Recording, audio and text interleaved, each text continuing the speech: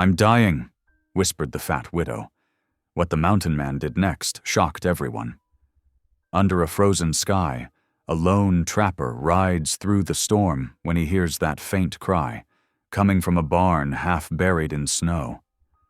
Inside, he finds her, left to die by her own kin.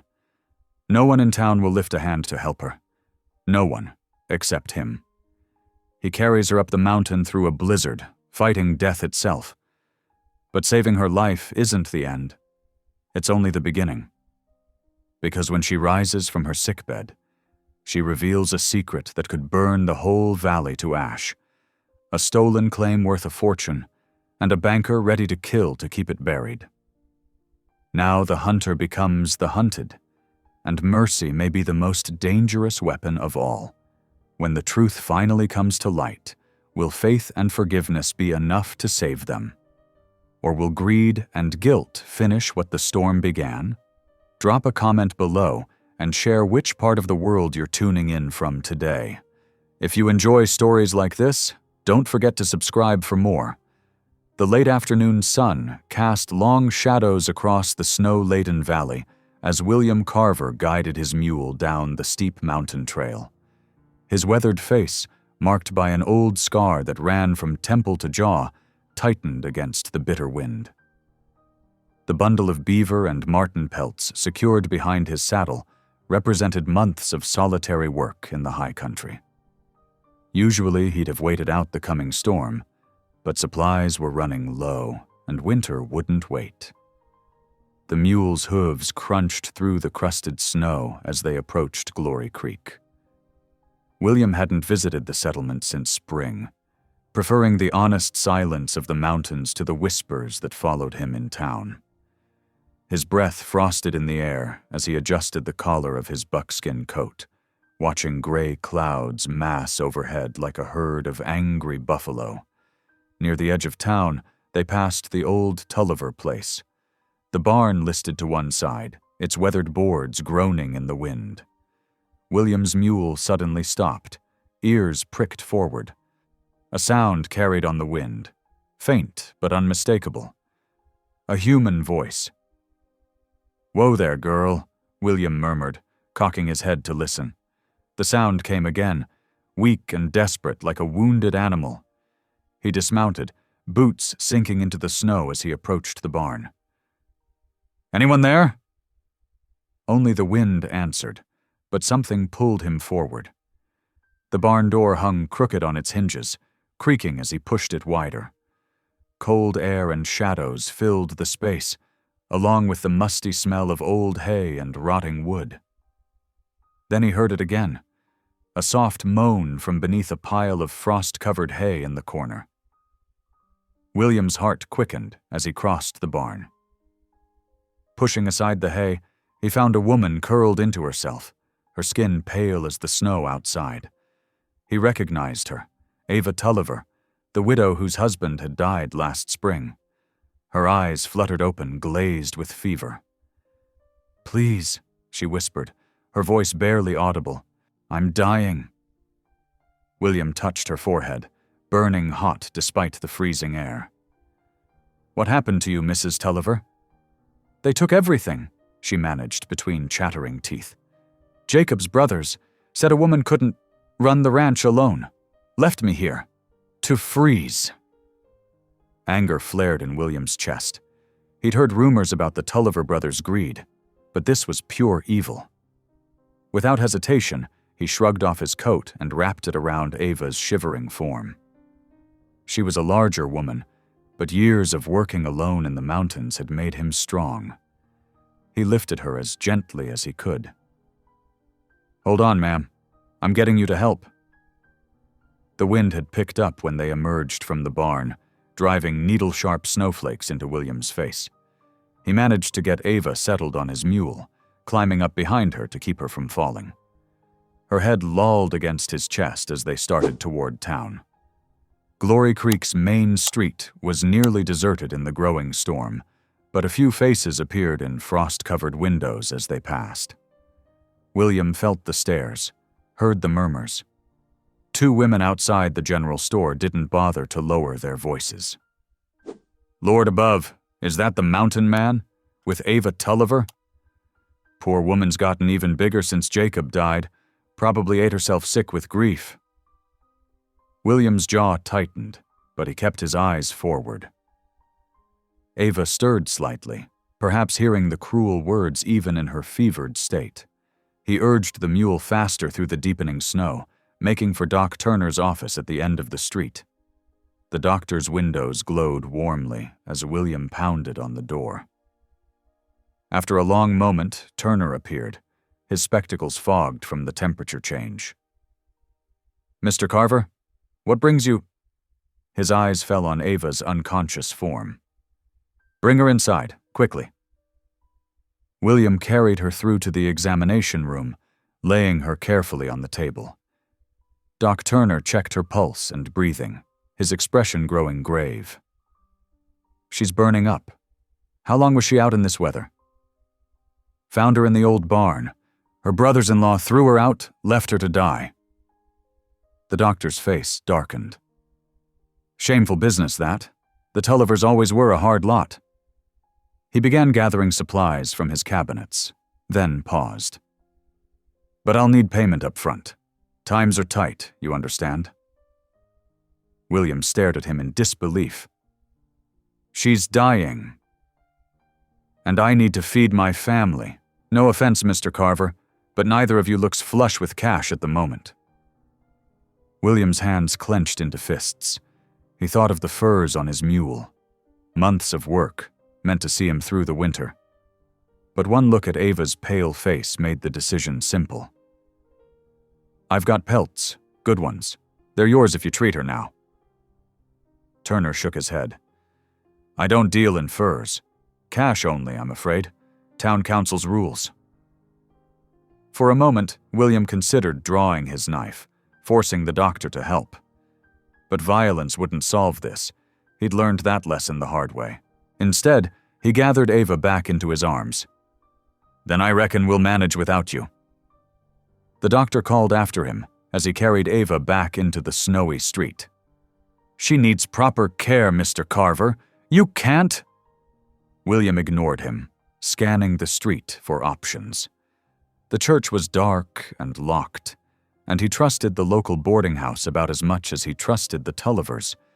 That left one choice: the livery stable. At least it would be warm, with fresh hay for bedding. The stable boy's eyes went wide when William appeared in the doorway, but a silver dollar bought his silence and help. They cleared a space in the hayloft, well away from any lanterns. William sent the boy for extra blankets and water while he got a small fire going in an old brazier, carefully placed where it wouldn't risk the hay. Ava hadn't stirred during the move, but her breathing was shallow and rapid. William soaked a cloth in cool water and placed it on her forehead, the way his wife had done for him during the fever that nearly took him after the war. The memory brought an ache to his chest, but he pushed it aside. This woman needed help, and he was all she had. As darkness fell outside, the stable grew quiet except for the occasional stamp of horses below and the soft crackle of the brazier.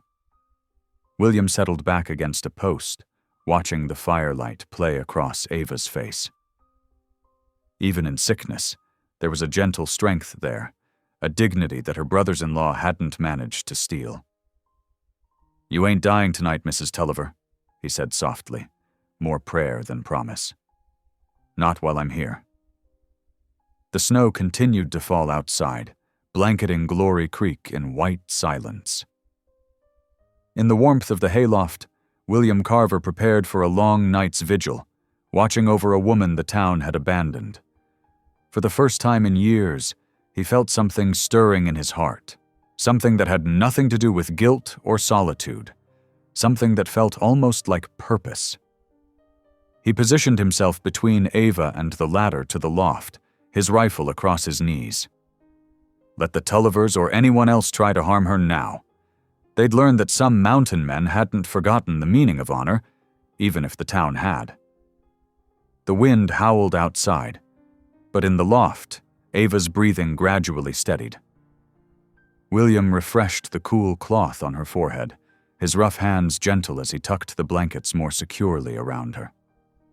Tomorrow would bring its own challenges, but for now, this was enough. Keeping watch through the night, holding death at bay with nothing but stubbornness and a small fire's warmth. "Rest easy," he murmured, though he wasn't sure if she could hear.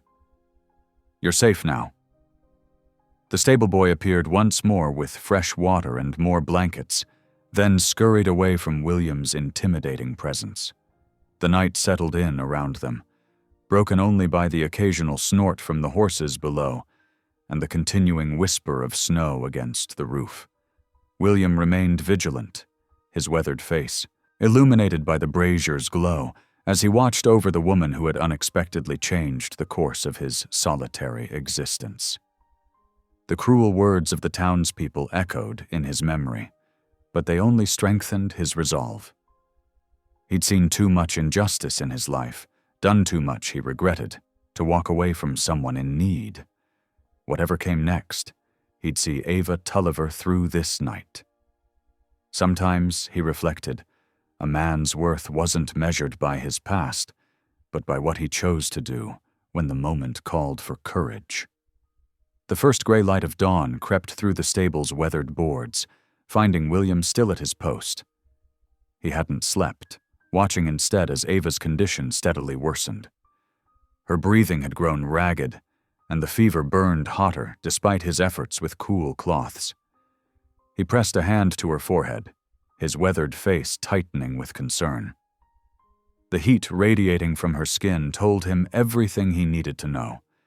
She wouldn't last another day in this drafty loft, not with the town doctor refusing treatment. "Mrs. Tulliver," he said softly, "we're leaving Glory Creek."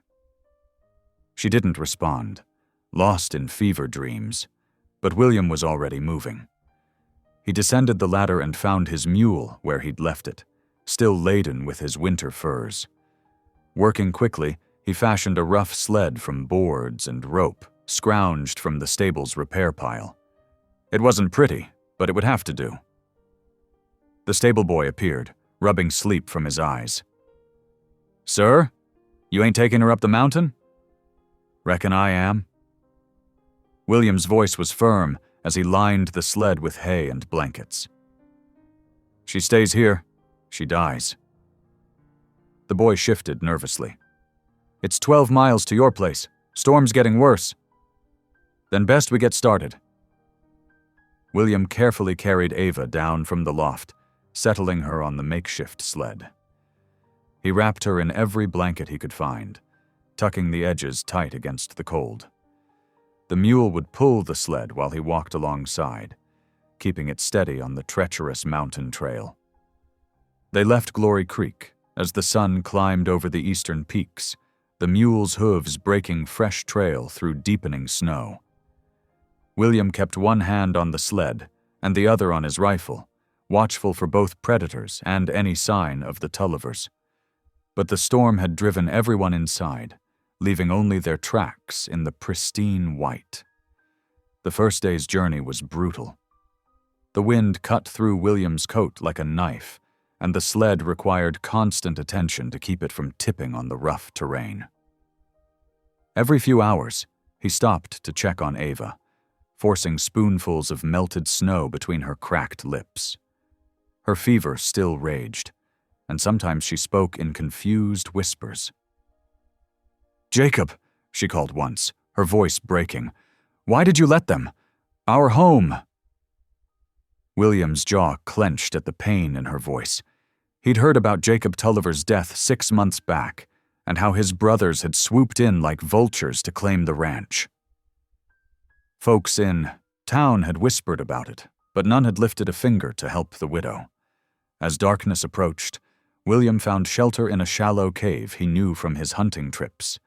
He built a fire near the entrance, positioning the sled so Ava could benefit from its warmth while staying out of the wind.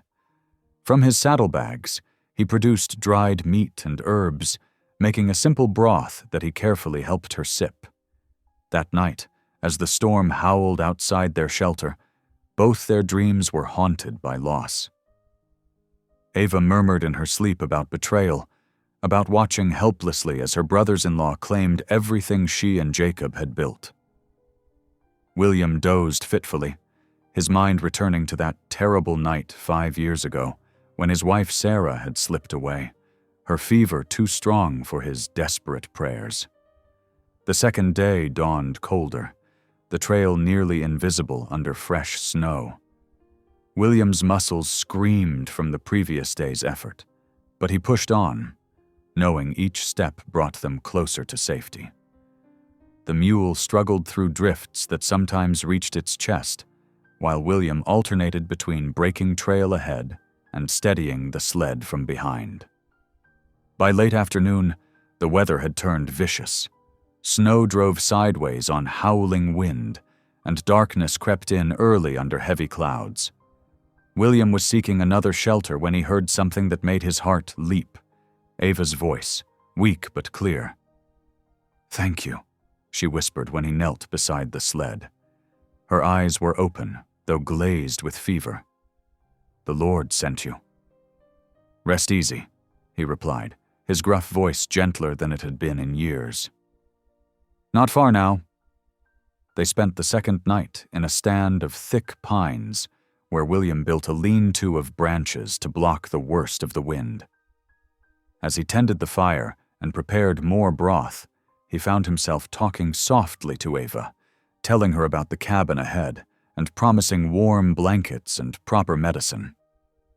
When they finally reached his cabin the next day, William's arms shook with exhaustion as he carried her inside.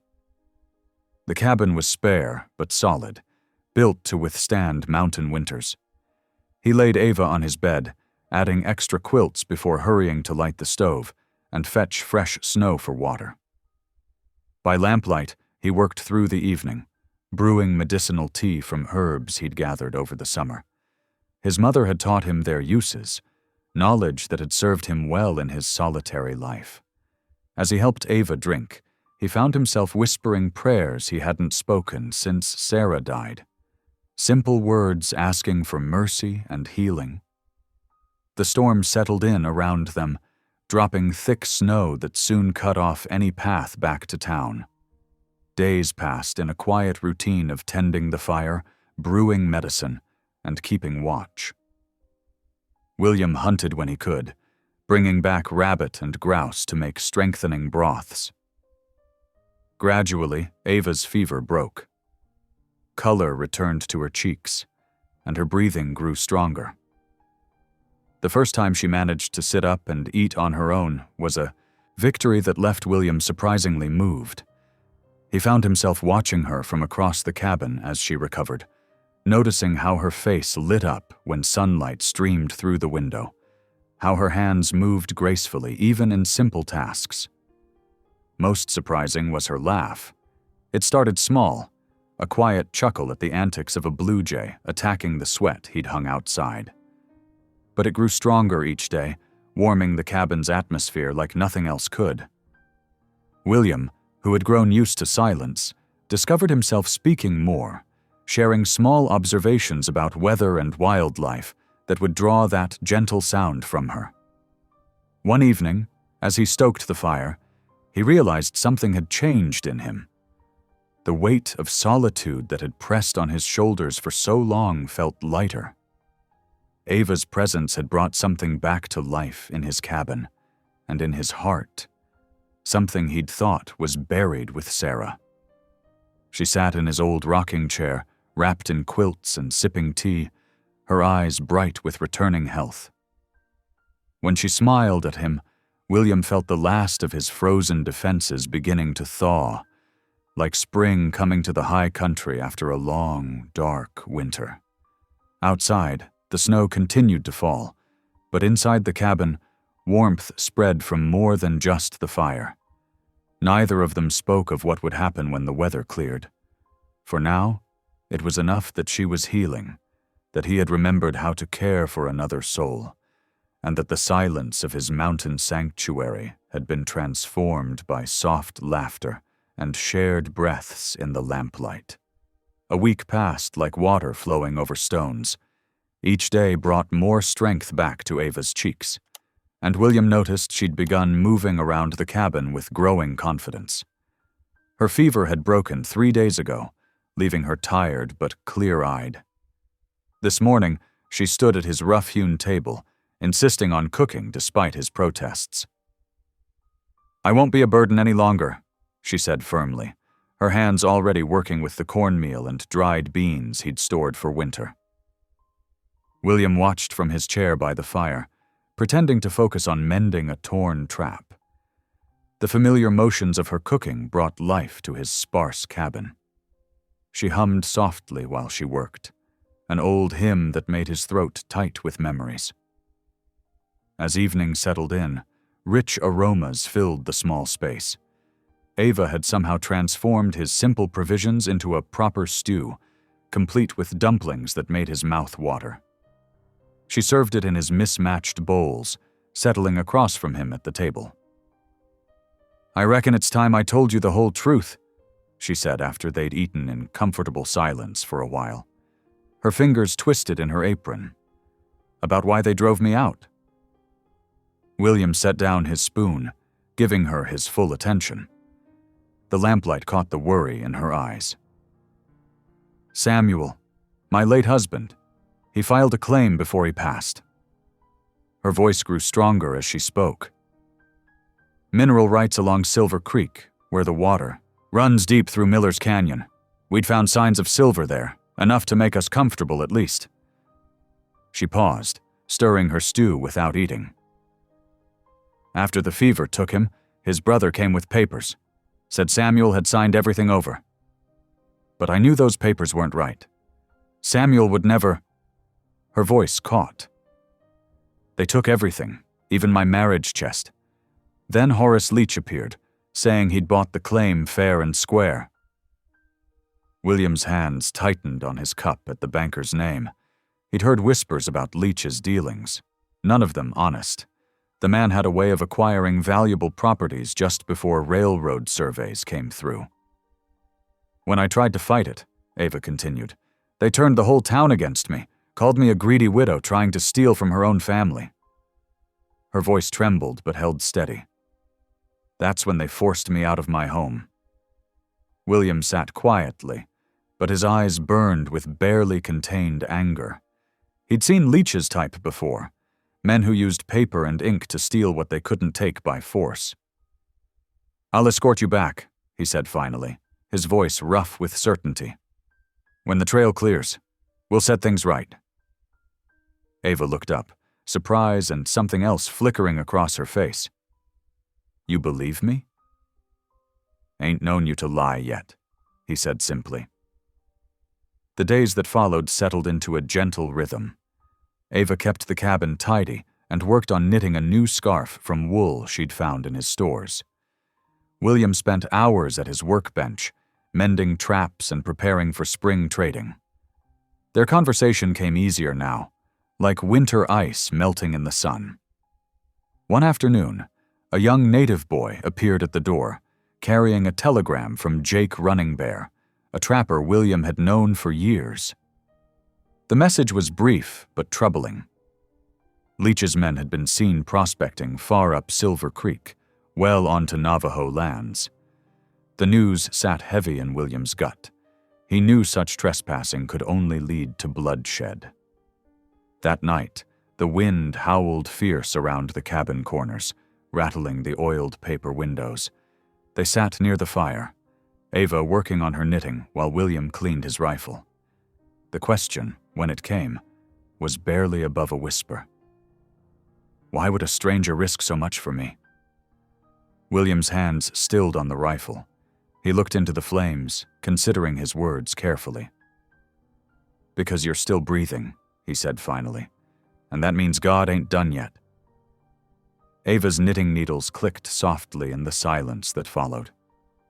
Outside, snow continued to fall, but inside the cabin something warm and fragile was taking root, like the first spring flower pushing through frozen ground. After 3 weeks, the late February snow finally began to soften.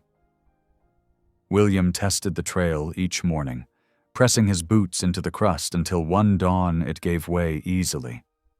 He knew it was time. "We can make it down now," he told Ava over breakfast. She nodded, her face a mix of determination and worry as she gathered her few belongings, the clothes she'd mended, a small Bible she'd found in William's trunk, and the scarf she'd finished knitting.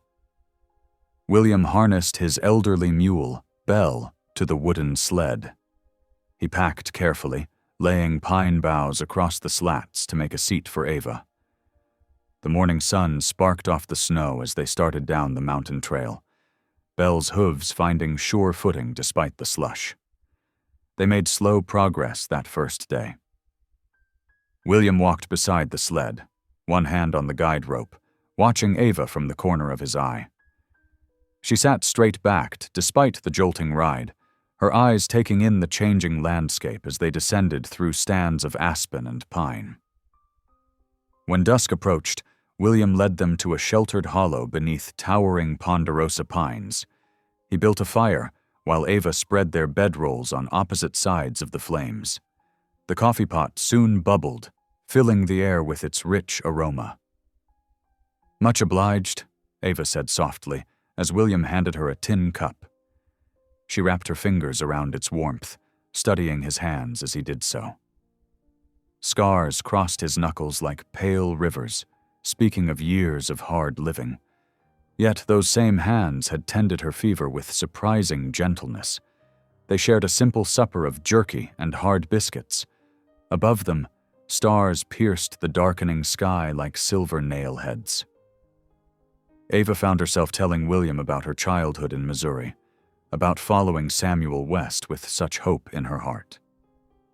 William listened quietly, offering occasional grunts of understanding. The second day's travel brought them within sight of Glory Creek by mid-afternoon. Smoke rose from chimneys, and they could hear the distant clang of the smithy's hammer. William felt Ava tense beside him as the first townspeople spotted their approach. Faces appeared in windows. People stopped in the street to stare. William heard the whispers start. "It's the fat widow." "She's alive?" "What's the mountain man doing with her?" He helped Ava down from the sled, steadying her when her legs trembled. She straightened her skirts, lifted her chin, and started walking towards the bank. William fell into step beside her, his presence like a shield against the growing crowd of onlookers. The bank's bell jangled as they entered. Horace Leach looked up from his desk, his smile as cold as winter frost. "Mrs. Tulliver," he said smoothly, "we'd thought you'd left our little community." "I've come for my property, Mr. Leach," Ava said firmly. "The mineral rights claim my husband filed. It was stolen from me through false papers." Leach's smile never wavered. He opened a drawer and withdrew a document with flourishing handwriting. "I'm afraid there's been a misunderstanding. You see, Samuel Tulliver remarried before his death. This marriage certificate proves it. His second wife sold the claim to me legally. You have no rights to contest." Ava's face went white. "That's not possible. Samuel never—" "Sheriff," Leach called out, the eye doctor. "Would you please explain the law to these good people?" Sheriff Tom Barlow ambled in, thumbs hooked in his gun belt. His eyes slid away from Ava's shocked face. "Bank's got legal paper. Nothing more to be done here. Best you folks move along peaceful-like." Whispers filled the street outside. Ava stumbled onto the boardwalk, tears streaming down her face. The weight of public humiliation pressed on her shoulders like a physical burden. William's hand found her elbow, steadying her once again. His voice was low but carried steel when he spoke. "Then we'll find the truth ourselves." She looked up at him through her tears, seeing the quiet fury in his eyes. In that moment she knew with bone-deep certainty that this scarred, gentle man would stand beside her until justice was done. The knowledge gave her strength to lift her head and face the staring townsfolk with dignity. Together, they walked back to where Belle waited patiently in the slush. The whispers followed them, but Ava barely heard them now. Her mind was already turning to what they would do next, and her heart was anchored by the solid presence of the man beside her. William waited until nightfall before slipping into Jebediah's trading post. The old trader never asked questions, caring only for the quality of pelts and the color of a man's money. William spread his winter's work across the counter: beaver, fox, and 2 prime mountain lion skins. "Fair price," Jebediah mumbled, counting out coins. William used the money to fill his saddlebags with coffee, flour, salt pork, and ammunition. He added extra blankets and a second cooking pot, knowing they'd need more with 2 traveling now. They left Glory Creek while stars still dotted the sky. Ava sat straight in the wagon seat beside William, her face set with determination despite the early hour. The town slowly disappeared behind them as they followed the winding trail into the foothills. By mid-morning, they encountered 3 miners stumbling down from the high country. Their faces were red with frostbite, their clothes ragged. William pulled the wagon to a halt. "Water?" he offered, reaching for his canteen. The miners drank gratefully. "Rough up there," the oldest one said, wiping his mouth. "Silver Creek claims turned mean. Lost one of our best workers last month. Navajo fellow. Good man with the pick. Company says he ran off, but—" He shrugged, leaving the sentence unfinished. Ava and William exchanged glances. There was meaning in that unspoken end. "Much obliged for the water," the miner said. They moved on, leaving William and Ava to ponder their words. The wind picked up as afternoon wore into evening, howling through the pine trees like a lost soul. Ava pulled her shawl tighter, whispering prayers under her breath. William guided the wagon off the main trail, finding shelter near an abandoned mining shaft. "Best make camp," he said. "Storm's coming." While William tended the horses, Ava tried to start a fire, with matches, but the wind kept snuffing them out. William knelt beside her, pulling a piece of flint from his pocket. "Here," he said. "Let me show you." He demonstrated how to strike the flint against his knife, sending sparks into the tinder. "Takes practice, but it never fails you like matches do." Ava's first attempts scattered sparks uselessly, but she persisted. On her 7th try, a spark caught. She nursed it carefully with dry grass until flames licked upward. "Well done," William said, genuine approval in his voice. As they sat beside the growing fire, Ava opened her worn Bible. The firelight caught the gold-edged pages as she found the passage she wanted. "And ye shall know the truth," she read softly, "and the truth shall make you free." She looked up at William.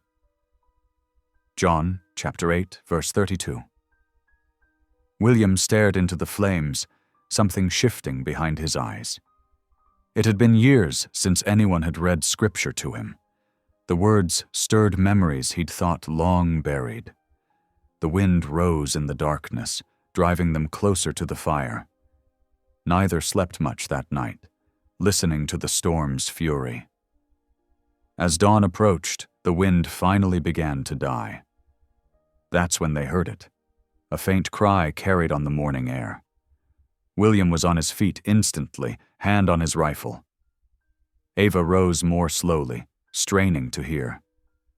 The sound came again, somewhere near the creek.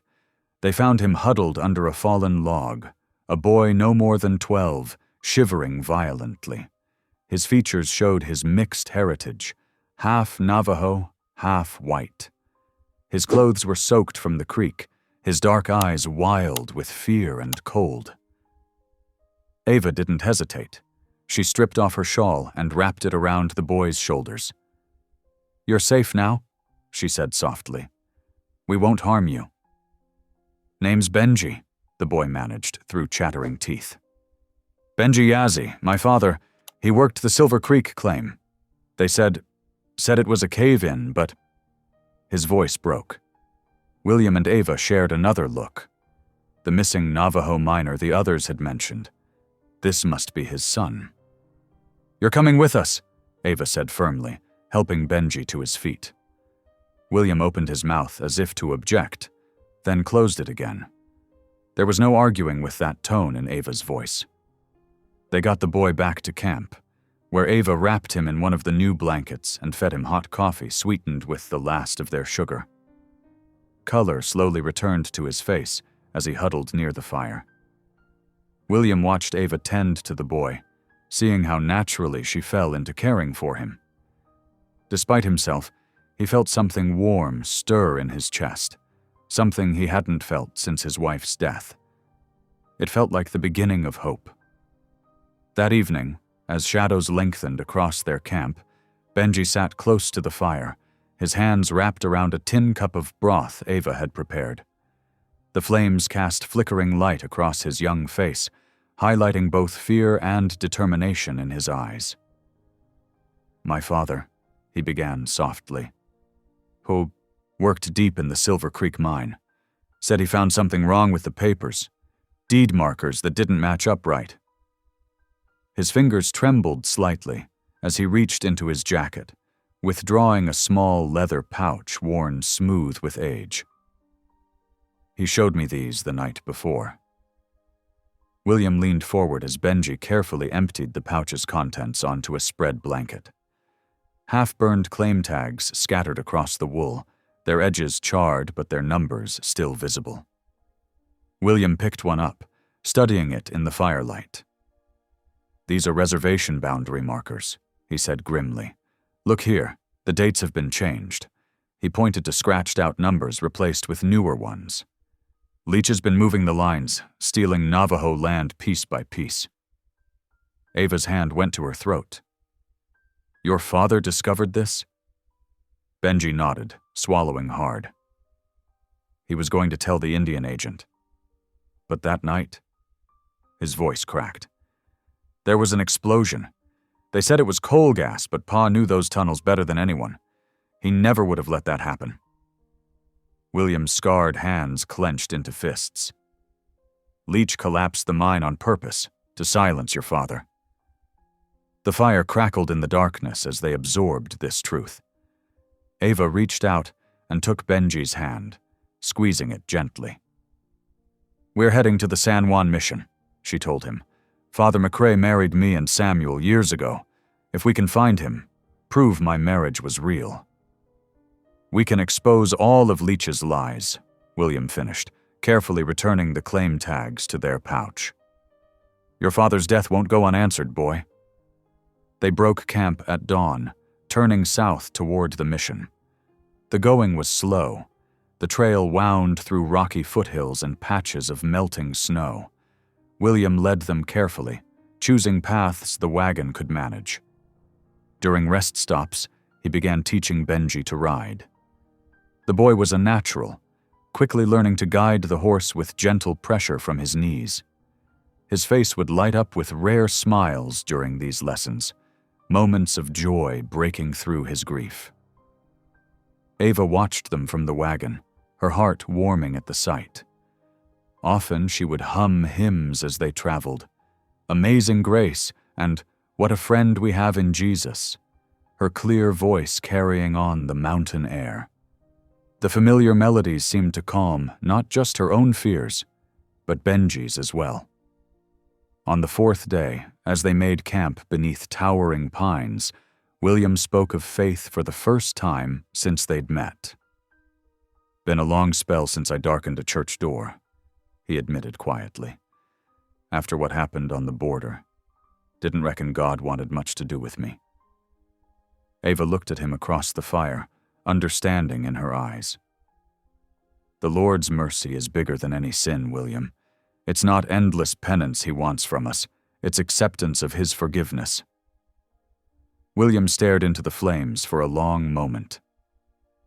"Killed a man once," he said finally. "Raid along the Kansas border. Thought he was drawing on me. Turned out to be a Bible in his coat, not a gun." His voice grew hoarse. "Been carrying that weight ever since." "And that weight is punishment enough," Ava said softly. "Mercy redeems the soul, William, not penance."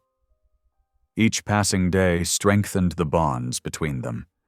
They shared meals, stories, and silent moments of understanding. Benji began calling Ava ma'am with real affection, and William's gruff manner gentled when speaking to either of them. They were becoming something none of them had expected, a family forged by adversity and trust. On the 7th morning, as the sun broke through patchy clouds, they crested a rise in the trail. There, in the valley below, stood San Juan Mission. Its weathered bell tower was just visible through swirling snow, like a beacon of hope. William drew the wagon to a halt, letting them all take in the sight. Ava clutched her Bible closer, feeling both fear and determination. Somewhere in that mission lay the proof of her marriage, and with it, the key to bringing Leach's crimes to light. Benji straightened his shoulders, his father's leather pouch secure inside his jacket. The charred claim tags it held were one piece of evidence. Ava's marriage records would be another. Together they might finally reveal the full depth of Leach's treachery. The San Juan Mission stood weathered but proud against the morning sky. Its wooden cross tilted slightly from years of mountain winds. As William helped Ava and Benji down from the wagon, the chapel door creaked open. Father McRae emerged, his silver hair catching the weak sunlight. "Good Lord above," the priest breathed, recognition lighting his aged face. "Little Ava Tulliver?" Ava's eyes filled with tears as she hurried forward. "Father McRae, you remember me?" "Remember you? Child, how could I forget? You and Samuel were the last couple I joined in marriage before the winter of '68. He clasped her hands in his weathered ones, then noticed her companions. "And who might these fellow travelers be?" William touched the brim of his hat respectfully. "William Carver, Father. The boy's Benji." The priest's keen eyes took in their trail-worn appearance. "Come inside, all of you. There's coffee brewing, and you look half frozen." Inside the mission's single room, a pot bubbled on the iron stove. Father McRae poured them each a cup while Ava explained their situation. The seized ranch, Leach's forged documents, their desperate search for proof. "Ah, yes," Father McRae said gravely. "I keep duplicates of all marriage certificates." He moved to a corner where a trunk sat beneath a window. "The Lord provides that we keep such records, knowing man's capacity for wickedness." The priest's gnarled fingers sorted through yellowed papers, muttering dates under his breath. Finally, he withdrew a document with careful reverence. "Here we are. The 15th of October, 1868. The marriage of Samuel James Tulliver to Ava Marie Whitaker, witnessed by myself and Deacon Phillips." He handed the paper to Ava. She held it with trembling hands, tears spilling down her cheeks. The certificate was creased but intact, each word clear and true. William moved closer, placing a steadying hand on her shoulder as she wept with relief. "Thank you," she whispered. "Oh, thank you." Father McRae's face grew serious. "You should know. Leach's men passed through not 3 days ago, asking about these very records." He crossed himself. "I told them nothing, but they're watching the trails." William's hand tightened on Ava's shoulder. "We'll be careful, Father." "You'll stay the night," the priest insisted. "There's space in the loft and the storm's building again." He glanced at Benji, who had been silent throughout. "Young man, would you help me bring in more firewood?" As Benji followed Father McRae outside, Ava carefully folded the precious certificate and tucked it into her Bible.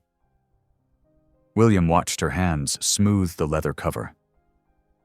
"We've got him now," she said softly. "With this and Benji's proof about the claim tags."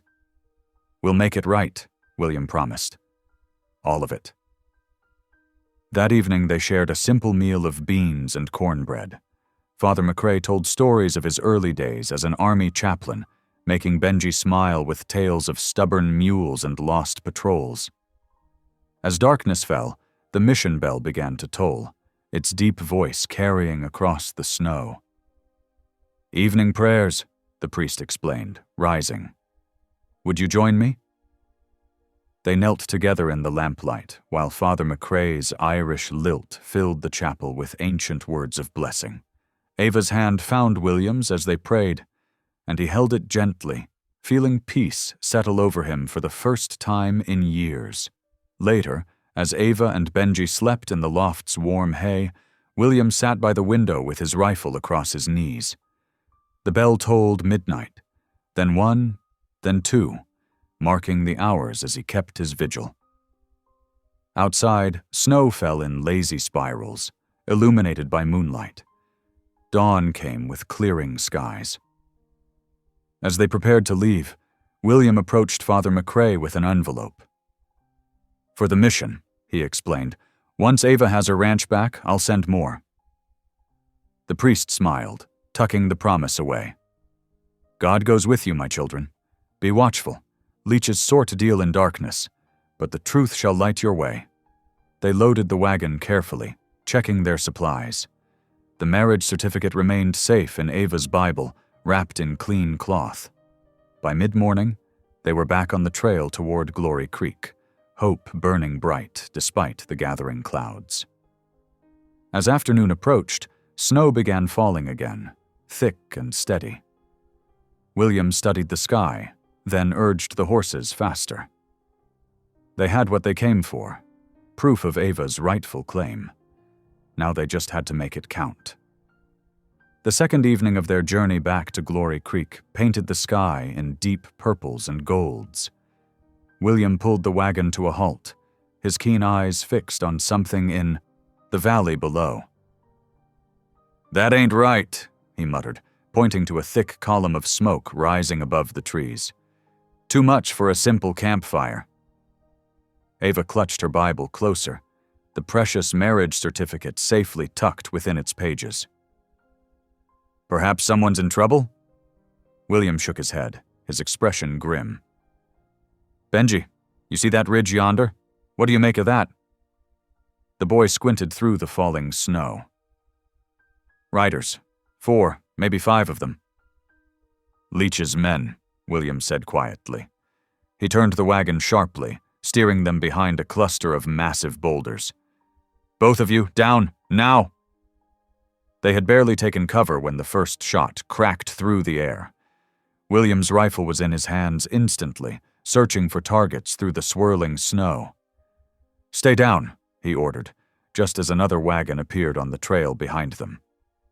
Father McRae sat at the reins, his face determined. "Father, no!" Ava cried, but it was too late. Bullets sparked off the rocks around them. William returned fire, his shot finding one of Leech's men square in the chest. The hired gun tumbled from his saddle with a cry that echoed across the valley. A sharp report rang out, and William grunted in pain. Blood blossomed on his shoulder, staining his buckskin coat crimson. He staggered but kept firing, trying to keep the attackers at bay. Behind them, Father McRae's wagon took several hits. The priest slumped forward, red spreading across his chest. "Lord, receive my spirit," he whispered, sliding from the seat. "William!" Ava screamed, as more riders appeared from the trees. 2 men with torches galloped past, hurling their burning brands into both wagons. Flames leaped up hungrily, catching the dry wood and canvas. Ava's Bible, left on the seat in their rush to take cover, caught fire instantly. The precious marriage certificate within curled and blackened in seconds. "No!" Ava lunged toward the burning wagon, but rough hands seized her from behind. One of Leach's men had circled around their position. William tried to aim, but his wounded shoulder failed him. The rifle slipped from nerveless fingers as darkness crept into his vision. The last thing he saw was Ava and Benji being dragged away, their struggles growing fainter as consciousness fled. He collapsed into the blood-stained snow beside Father McRae. The priest's lips moved in silent prayer as his life ebbed away. Around them, the wagons burned fierce and hot against the gathering dusk, destroying their last hope of proving Ava's claim. Hoofbeats faded into the distance as Leach's men rode toward Glory Creek with their captives. Snow continued to fall, covering William's still form and the holy man who had given his life trying to protect them. The valley grew quiet except for the crackle of flames and the soft whisper of wind through the pines. High above, a lone eagle circled once, twice, then vanished into the darkening sky. Night settled over the ridge like a burial shroud, while two men's blood stained the pristine snow crimson. Ava's head throbbed as consciousness returned. Rough floorboards pressed against her cheek, and the musty smell of damp wood filled her nostrils. She tried to move her hands, but rough rope bit into her wrists. Through blurry vision, she made out stacked crates and mining equipment in the dim light filtering through a small window. A quiet sob from nearby made her heart clench. "Benji," she whispered. "Miss Ava, I'm here." His voice came through the wall, muffled but alive. She pushed herself to sitting, ignoring the ache in her muscles. "Are you hurt?" "No, ma'am. They put me in some kind of storage room next to yours.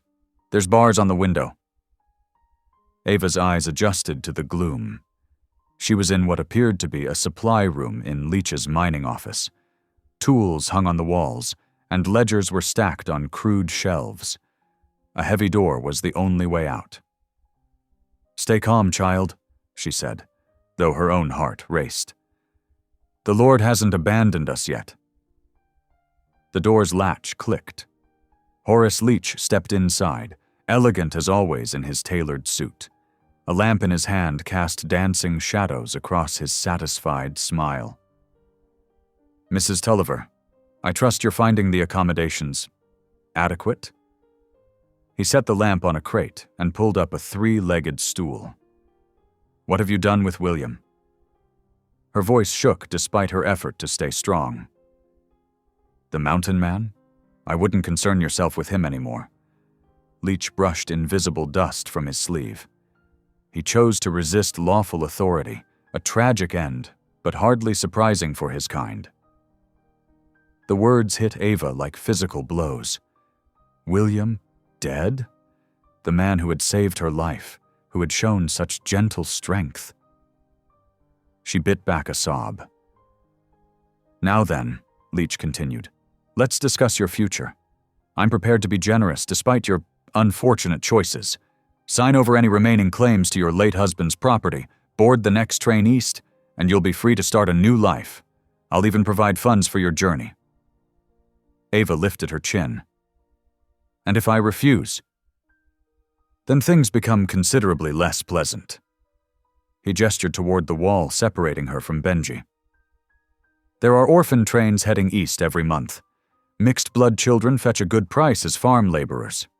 And well, the asylum in Denver always has room for delusional women who imagine themselves wronged." "You're a monster," she whispered. "I'm a businessman, Mrs. Tulliver, one who's tired of complications." He stood, straightening his vest. "Consider my offer carefully. I'll return in the morning for your answer." The door closed with a heavy thud, leaving Ava alone in the lamplight. She sank to her knees, tears flowing freely now. "William," she breathed. "Oh Lord, receive his soul!"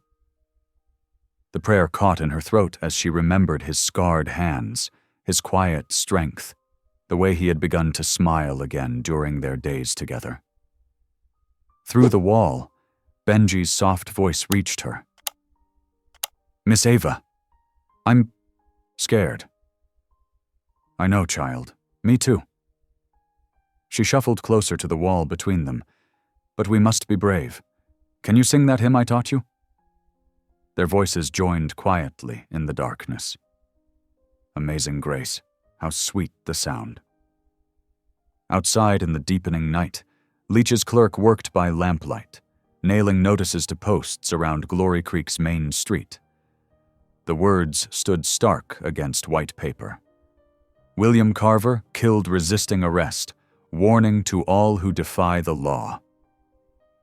Up in the mountains, snow continued to fall. It settled gently over William's motionless form, where he lay beside Father McRae's body, covering blood and tragedy in a blanket of white. The burnt wagons smoldered nearby, thin wisps of smoke rising into the starless sky. Hours crawled past. Ava dozed fitfully, her prayers a constant whisper. Lord, give me strength. Show me the way. Dawn's weak light was just beginning to creep through the window when the door opened again. Leach entered, followed by his clerk carrying paper and pen. Your decision, Mrs. Tulliver? Ava looked up at him, her face calm despite her tear-stained cheeks. Feed the boy first. Pardon? If you want me to write anything, feed Benji first. I won't sign until I know he's had a proper meal. Leach studied her for a long moment, then nodded to his clerk. See to it, then bring the papers. Miss Ava, don't do it, Benji called through the wall. Don't give him what he wants. Hush now, she answered. You need to keep up your strength. She heard the boy's door open and close, followed by footsteps leading away. Leach remained, watching her with calculating eyes. You surprise me, Mrs. Tulliver. Such concern for a half-breed orphan even now. Every child is precious in God's sight, she said quietly, even if some men are blind to it. His lip curled. Your piety is touching, but God seems remarkably absent from your current situation, doesn't he? Ava met his gaze steadily. He is here in every breath I take, every choice I make, even in this dark hour. Pretty words. Leach moved closer, his voice dropping to a menacing whisper. But they won't save your land, your life, or that boy. Only submission will do that now. She turned away from him, focusing on the thin strip of dawn visible through the window. Somewhere out there, William's body lay cold in the snow. The thought brought fresh tears, but also a surge of resolve. He had given his life trying to help her find justice. She would not dishonor that sacrifice with cowardice. The clerk returned with Benji's breakfast, a tin plate of beans and hard bread. Through the wall, Ava heard the boy eating quickly. Very well, she said at last. Bring your papers. The clerk set up a small table, laying out fresh paper and uncapping an inkwell.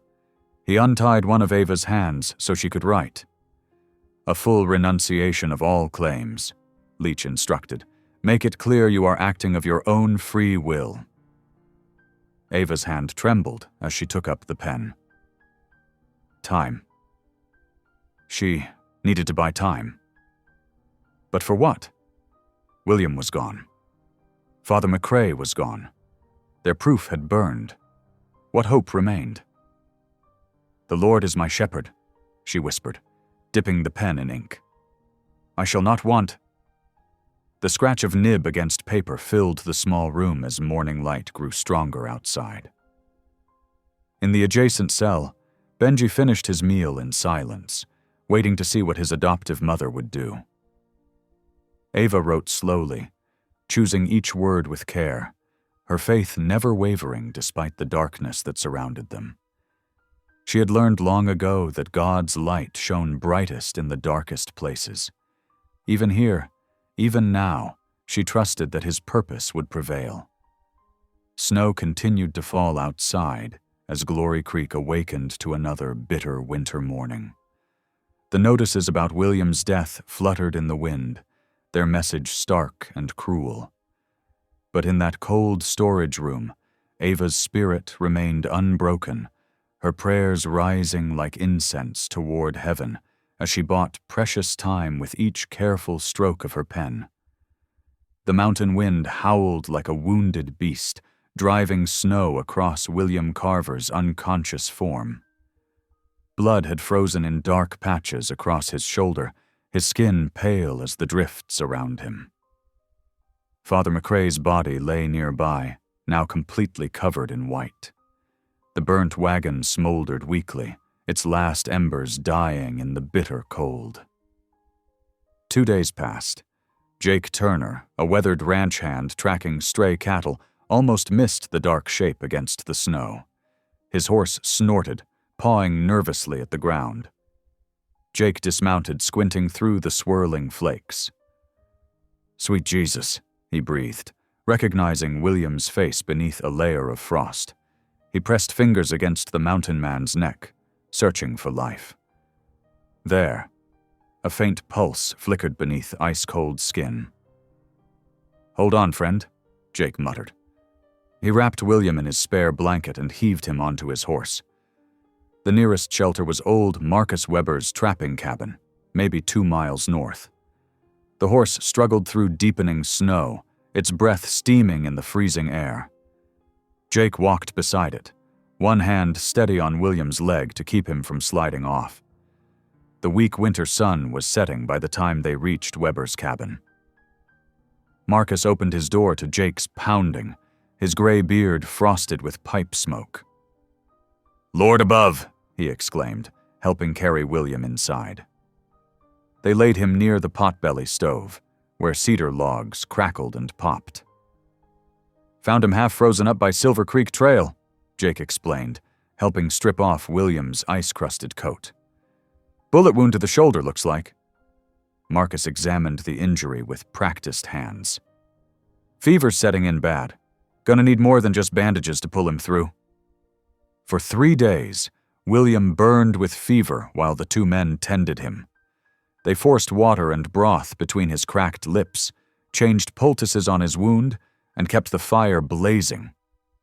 His dreams were filled with Ava's face, her gentle voice calling him back from darkness.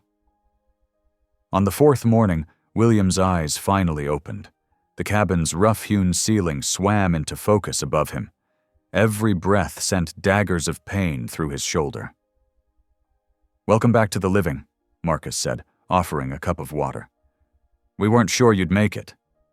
William's voice rasped like sandpaper. "How long?" 3 days since Jake found you. You've been burning up something fierce." Memory crashed back like a thunderbolt. The ambush. Father McRae falling. Ava screaming as they dragged her away. William tried to sit up, but weakness knocked him back. "Easy there," Jake cautioned. "You ain't ready for moving yet." "Have to." William's words slurred with effort. "Have to help her." Marcus shared a look with Jake. "2 of Leach's boys rode through yesterday," he said carefully, bragging about how they'd settled things proper with the widow Tulliver. Cold fear gripped William's heart. "Is she?" "Alive, far as we know. They've got her locked up at the mining office. The boy, too." William closed his eyes in silent prayer. "Thank you, Lord. At least she lived." "That banker's got the whole town scared silent," Jake added. "Posted notices saying you were killed resisting arrest. Most folks believed it." A bitter smile crossed William's pale face. Leach always did prefer lies to truth. Over the next 2 days, William forced himself to eat, to move, to rebuild his strength. The wound was healing, though poorly. Every movement sent fresh blood seeping through the bandages. On the 7th morning, he pulled on his boots despite Marcus's protests. "Can't wait any longer. She needs help." "You'll freeze to death before you reach town," Marcus warned. "Ain't even got a horse no more." "Then I'll walk." William stepped out into the bitter morning, leaning heavily on a staff Marcus had carved for him. The snow had settled somewhat, but the wind still bit deep. He made it perhaps 2 miles before his legs began shaking. Near midday, he spotted smoke rising from a sheltered hollow. Drawing closer, he found a group of Navajo miners huddled around a small fire. They watched him warily until one recognized his face. "The mountain man," the eldest said in careful English. "We heard you were dead." "Not yet." William sank gratefully onto a log they offered. Though Leach surely tried. They shared coffee from a battered pot, its warmth spreading life back into William's frozen fingers. The miners were fleeing north, they explained, after Leach's men burned their camp. "The banker fears we know too much," the elder said, poking the fire. "About the stolen land, the forged papers?"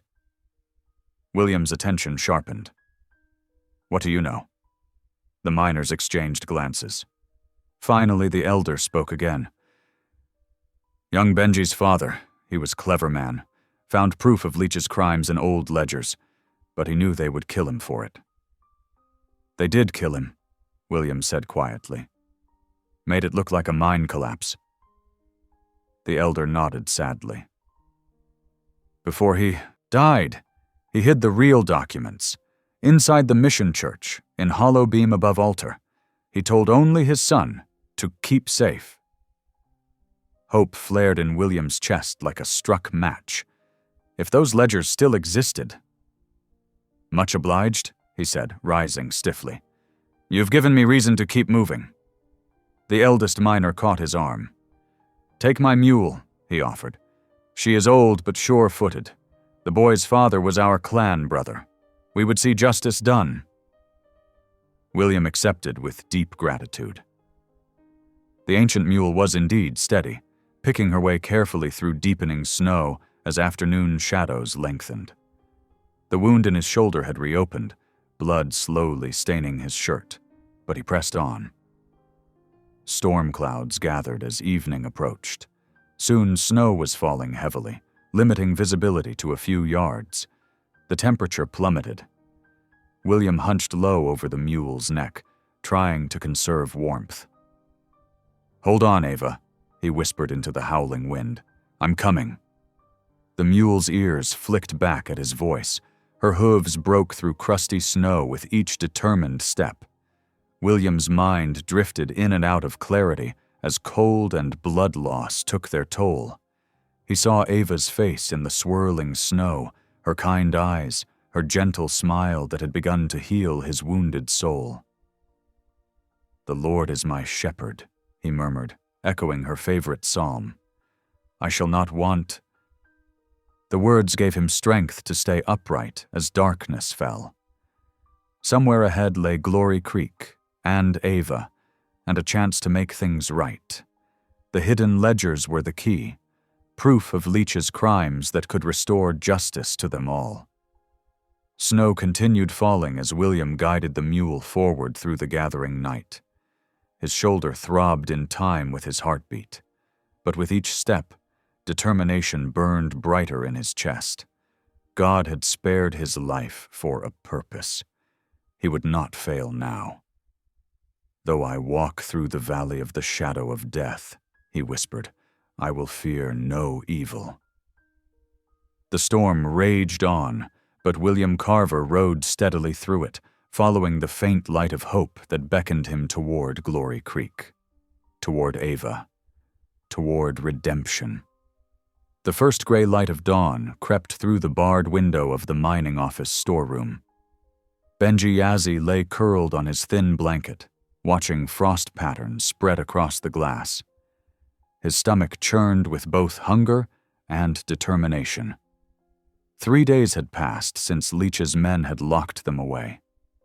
3 days of listening to Ava's quiet prayers through the wall and watching the guards' routines. The morning guard, Tommy Fletcher, was the youngest and kindest of Leach's men. He sometimes slipped Benji extra bread when no one was looking. More importantly, he was careless with the ring of keys that hung from his belt. Benji waited until he heard Tommy's familiar whistle coming down the hall. Then he began to moan, clutching his stomach and rocking back and forth on the floor. "Hey there, boy. What's wrong with you?"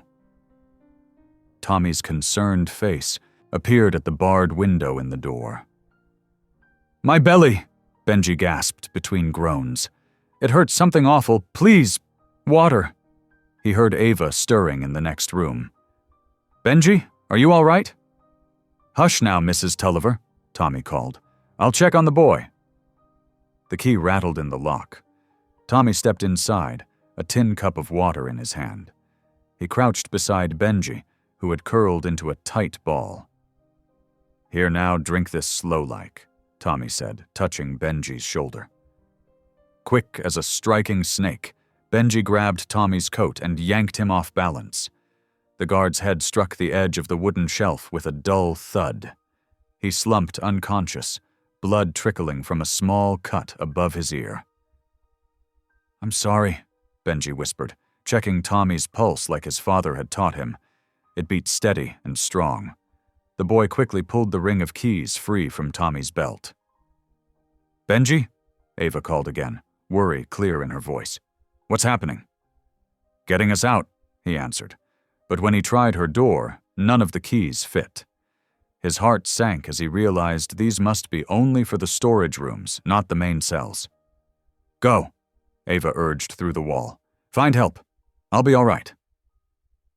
Tears stung Benji's eyes. "I'll come back for you. I promise." He dragged Tommy's body behind some crates where it wouldn't be immediately visible from the door. Then he pushed open the small coal chute in the corner, barely wide enough for his thin frame. Cold air rushed in as he wiggled through the opening, emerging behind the building just as the sun cleared the eastern mountains. Benji ran crouching through the shadows, his moccasins silent on the frozen ground. He made it to the lumber yard before sounds of commotion erupted from the mining office. Diving beneath a stack of fresh-cut pine boards, he pressed himself flat against the earth. His heart pounded as boots thundered past his hiding place. Leach's voice carried sharp and angry on the morning air. "Find that boy! He couldn't have gotten far!" Benji stayed absolutely still, barely breathing, as men searched the yard. One passed so close that snow from his boots sprinkled onto Benji's outstretched hand. Finally, the sounds of pursuit faded toward the outskirts of town. Only then did Benji dare to move, reaching inside his coat to touch Ava's Bible. He had grabbed it from the wagon just before the ambush, tucking it safely away while William fought the attackers. The leather cover was scorched from the fire, but most of the pages remained intact. With trembling fingers, he opened it to where the marriage certificate had been stored. Most of the document had burned, but one corner remained, showing the official seal and part of Ava's name. He carefully tore out this precious fragment and tucked it into his shirt pocket. The sun climbed higher as Benji waited, watching men come and go from the lumber yard. His stomach growled fiercely, but he ignored it. His father had taught him that hunger was a tool that could sharpen the mind when survival depended on staying focused. As afternoon waned, snow began falling in lazy spirals. Perfect, Benji thought. The weather would help hide his movements. He waited until the yardmaster went inside for his dinner, then slipped from his hiding place. The old church stood dark and silent at the edge of town, its weathered boards gray against the whitening sky. Benji remembered his father's words about the hollow beam above the altar, where proof of Leach's crimes still waited to be found. But first, he needed somewhere safe to wait out the night. The side door's lock was broken. The town council had been promising to fix it for months. Benji eased it open just enough to squeeze through. The interior was hushed and cold, smelling of dust and old hymnals. He made his way down the center aisle, looking for a good hiding spot. A sound from the front of the church made him freeze. Someone was already there, kneeling at the altar rail. In the dim light, Benji recognized the broad shoulders and buckskin coat, though they sagged with exhaustion. "William!" he cried out, forgetting caution in his joy. The mountain man turned, rising unsteadily to his feet. His face was pale and drawn with pain, but his eyes lit up at the sight of the boy. "Benji?" William's voice was hoarse. "Thank God." Benji ran forward and threw himself into William's arms. The man grunted in pain but held him tight. "We thought you were dead," Benji sobbed into William's coat. "They said they killed you." "Takes more than Leech's boys to finish me." William's attempt at humor was belied by the way he swayed on his feet. "But Ava, is she truly alive?" "Yes, they're holding her at the mining office. I got away this morning, but I couldn't get her door open." Benji pulled back, wiping his eyes. "She's been so brave, William. She won't sign over her claim no matter what Leech threatens." A fierce pride shone in William's eyes. "That sounds like our Ava." He sank onto a pew, clearly at the end of his strength. "Tell me everything, son." Benji perched beside him, words tumbling out as he described their captivity, his escape, and Tommy Fletcher's unconscious form hidden behind the crates. William listened intently, though pain lined his face. "And look." Benji pulled out the torn corner of the marriage certificate. "I saved Mrs. Ava's Bible before the fire. This piece survived." William took the fragment with trembling hands, studying the partial seal and script. "This proves the document existed, at least, but we'll need more to force Leech's hand." He looked up at the massive beam spanning the ceiling above the altar. "Your father hid ledgers up there?" Benji nodded. "But how can we reach them? You can barely stand, and I'm not tall enough even on the rail." "We'll find a way." William's voice held grim determination. "God didn't bring us this far to fail now." Outside, snow continued falling as darkness gathered. Within the church, man and boy huddled together, drawing warmth and courage from each other's presence. Their path forward was uncertain, but hope had been rekindled. Somewhere above them, hidden in ancient timbers, truth waited to be revealed. And in a cell across town, a good woman's prayers rose like incense into the winter night, carried on wings of faith toward heaven's throne. William wrapped his coat around Benji's shoulders as the temperature dropped. "Rest now, son. Tomorrow we'll need all our strength." Benji nestled against William's side, feeling safer than he had in days. "We'll save her, won't we?" "Yes." William's voice held no doubt. "Whatever it takes, we'll bring her home." In the shadowed church, William knelt before a small fire he'd built in an old wash basin, carefully holding Ava's scorched Bible near the flames. His wound throbbed with each movement, but he focused on keeping the precious fragment warm and dry. The partial marriage certificate, barely larger than his palm, curled slightly at the edges as moisture left the paper. "Lord," he whispered, voice rough with exhaustion. "I ain't been much for talking to you these past years. Reckon I felt too ashamed after what happened down in Texas." He paused, watching sparks dance upward into darkness. "But that woman you sent me to save, she's got more faith in her little finger than I ever had. And that boy—" He glanced at Benji, curled asleep on a pew. "They deserve better than what this world's given them." The fire crackled softly, casting moving shadows across the wooden walls. Outside, snow continued falling, muffling all sound except the occasional cry of night birds. "I need your strength now," William continued, touching the scar on his chest.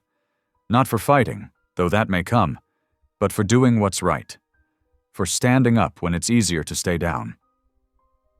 His calloused fingers traced the Bible's burned edges. "Help me be the man Ava believes I am." Benji stirred, sitting up and rubbing his eyes.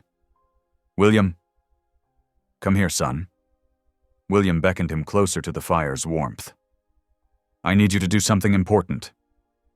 The boy moved to sit beside him, dark eyes alert despite the late hour. Anything. Those Navajo miners we met on the trail, they're camped in the cottonwoods south of town. I need you to find them before dawn. William's voice was soft but urgent. Tell them to gather near the town hall tomorrow morning. Tell them Leach plans to sell their stolen land. Benji nodded solemnly. I can do it. The snow will hide my tracks. Be careful. Leach's men are still searching. William squeezed the boy's shoulder. You're the only one who can reach them in time. I won't fail you. Benji stood, pulling his coat tight.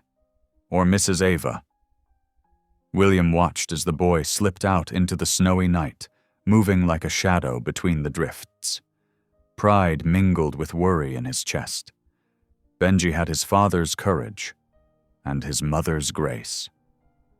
Through the remainder of the long night, William tended the fire and dried the document fragment, praying intermittently. His shoulder wound had reopened slightly during their earlier embrace, but he ignored the warm wetness seeping through his bandages.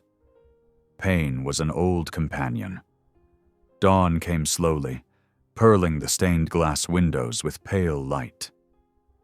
William had just dozed off when hurried footsteps approached the church. He reached for his rifle, then relaxed as Benji burst in, snow dusting his dark hair. They're coming, the boy panted. All of them. And William, I heard talk in town. Leach posted notices everywhere. He's selling the Silver Creek claim at noon today. William straightened, jaw tightening. To who? The railroad man, Mr. Henderson. He arrived on the morning stage. Benji stamped his feet, shaking off snow. Everyone's talking about it. They say it's the biggest sale in Glory Creek's history. Of course. William's voice was bitter. Leach wants it done quick and legal-looking before anyone can stop him. He checked his rifle's action, wincing at the movement. Time to end this. He tucked the dried document fragment carefully into his shirt pocket, then strapped on his gun belt. The familiar weight of the Colt settled against his hip. Not for killing, he reminded himself, just insurance. Stay here, he told Benji. Whatever happens, don't come into town until it's over. The boy started to protest, but William silenced him with a look.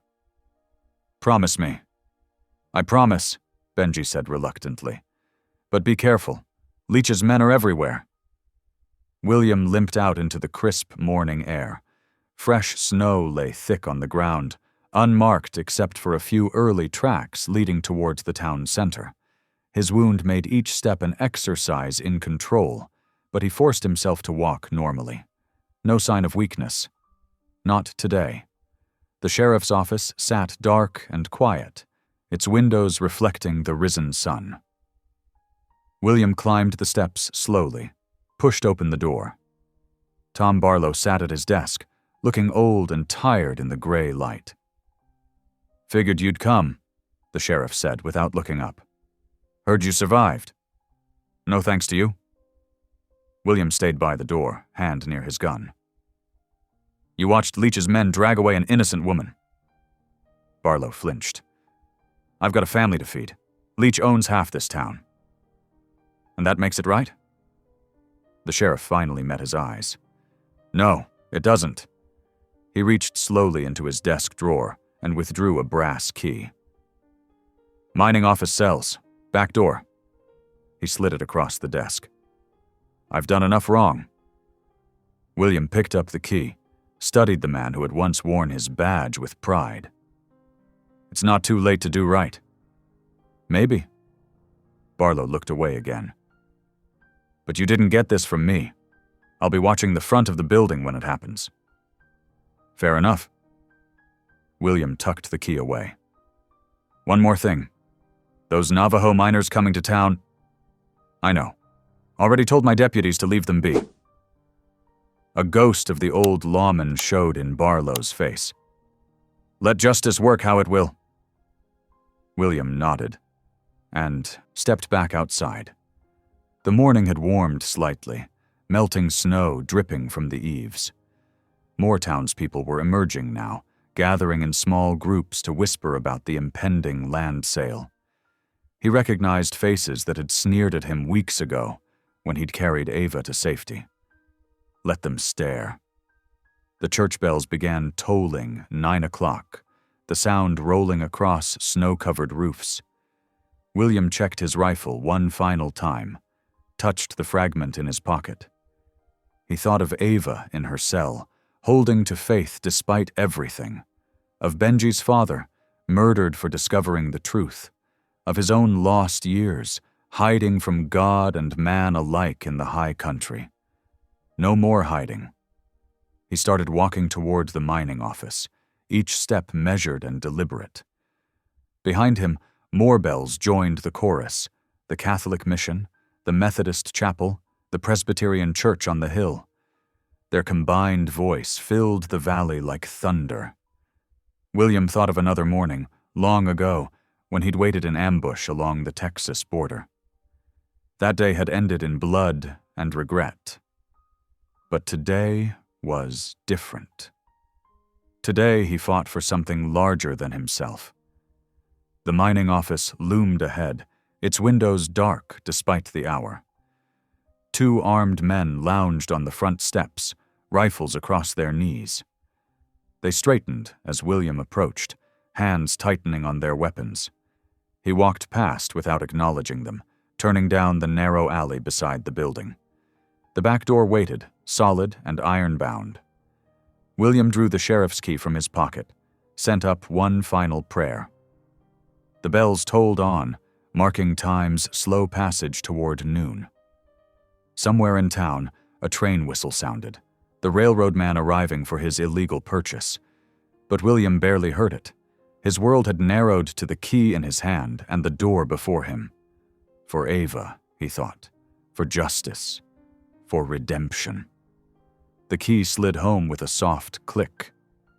The auction room buzzed with anticipation as Horace Leach stood at the podium, his silver watch chain gleaming in the winter light that streamed through tall windows. Judge Parker sat nearby, half dozing despite the crowd's murmurs. The railroad representative, Mr. Henderson, studied property maps with calculated interest while Glory Creek's most prominent citizens jostled for position. "Ladies and gentlemen," Leach began, tapping his gavel for attention, "we are gathered to witness the legal transfer of the Silver Creek mining claim, a transaction that will bring unprecedented prosperity to our humble town." The double doors burst open with a thunderous crack. Snow and wind swirled into the room as William Carver stood in the doorway, his tall frame silhouetted against the white morning. Gasps rippled through the crowd. Women clutched their shawls tighter. Men reached instinctively for weapons. "That's impossible," someone whispered. "He's dead." William limped forward, his boots leaving wet prints on the wooden floor. Blood had seeped through his bandaged shoulder, but his eyes burned with purpose as he approached the judge's table. Behind him, more townspeople pressed into the room, drawn by the commotion. "Your Honor," William's voice carried clearly despite its roughness, "I bring evidence of fraud and murder." Leach's face had gone chalk white. "This is outrageous! This man is wanted for—" "Silence!" Judge Parker straightened, suddenly alert. "Mr. Carver, you were reported killed resisting arrest." "Reports of my death were somewhat exaggerated, Your Honor." William reached into his coat and withdrew the charred Bible fragment. He placed it carefully before the judge. "This is what remains of Ava Tulliver's marriage certificate. The original was destroyed when Leach's men ambushed us on the trail from San Juan Mission." The judge adjusted his spectacles, examining the fragment. "This appears authentic, but it's barely legible." "There's more." William turned to face the crowd. "Benji?" The half-Navajo boy emerged from the gathering, clutching his father's leather pouch. His voice trembled slightly but grew stronger as he spoke. My father worked Silver Creek Mine. He found papers showing Mr. Leach stole land from the reservation. When he tried to tell someone, Benji's dark eyes filled with tears. They caused a cave-in, killed him and 3 others. Murmurs of shock rippled through the room. The railroad representative frowned, making notes in his ledger. Lies! Leach slammed his fist on the podium. The word of a half-breed boy against a respected businessman? This is absurd. The doors swung open again. A group of Navajo miners filed in, led by Grey Wolf, their eldest. Snow dusted their shoulders as they moved to stand beside William. The crowd parted instinctively, creating an aisle of tension. Grey Wolf spoke in careful English, his dignity commanding attention. We saw what happened. Leach's men loosened support beams day before. Made it look like accident. He gestured to his companions. We all saw. We all know truth. Judge Parker leaned forward. Why didn't you report this? Who would believe us? Grey Wolf's weathered face showed decades of resignation. But we keep proof. Show him. He nodded to one of the younger miners. The man produced a leather-bound ledger, its pages yellow with age. Original claim markers. Show true boundaries. Show Leach's lies. Before the judge could respond, a commotion erupted at the back of the room. The crowd parted again as several townspeople led Ava Tulliver through the doors. She was pale and thinner, her dress wrinkled from captivity, but her head was held high. William's breath caught at the sight of her. Someone had to do what's right, Martha Jenkins, the minister's wife, announced. We couldn't leave her locked up like an animal. Ava's eyes found William's across the room. Joy and relief flickered across her face before she turned to face Leach. I forgive you, she said clearly, her voice carrying to every corner. I forgive the hatred that made you steal my home and try to destroy my life. She walked forward until she stood before the judge's table.